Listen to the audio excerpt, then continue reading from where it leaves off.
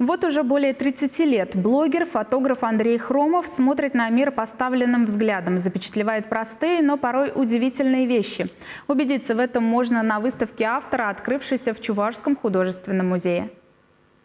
В каждой фотографии величественность, красота, таинственность и хрупкость природы. В 22 года Андрей Хромов начал путешествовать по России. С тех пор туризм и пейзажная фотография стали для него частью жизни. Им движет страстный и неумолимый интерес к неизведанному. Кадры, которые он создает в путешествиях, позволяют зрителям увидеть просторы нашей необъятной родины.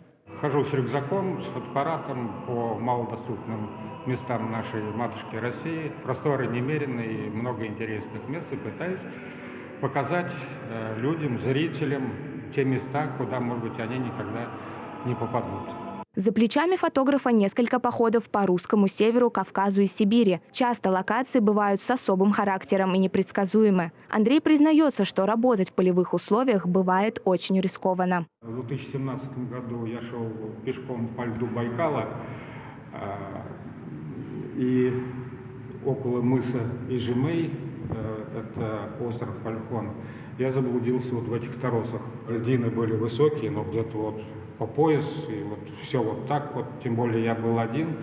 Риск что-то сломать, там ногу и остаться там был, конечно, велик. Экспозиция «Блокпост» посвящена юбилею автора. 60 лет, 60 фотографий разных жанров, от пейзажных до портретных. И даже близкие открывают картины действительности с новых ракурсов.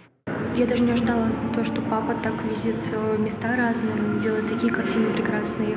Не ожидала даже этого. Есть желание как побывать там, съездить или посмотреть, скажем, на Байкал или там вот в Обчину пустынь или еще куда. И мне нравится иногда даже, не то что иногда, мне нравится то, что он такие кадры хорошие делает. Только бери и переноси на холст. Увидеть природные красоты страны, полюбоваться видами Чебоксары, всеми прекрасными мгновениями, которые остановил Андрей Хромов своим объективом, можно до середины марта в художественном музее. Анна Лобанова, Михаил Солин, Вести Чебоксары.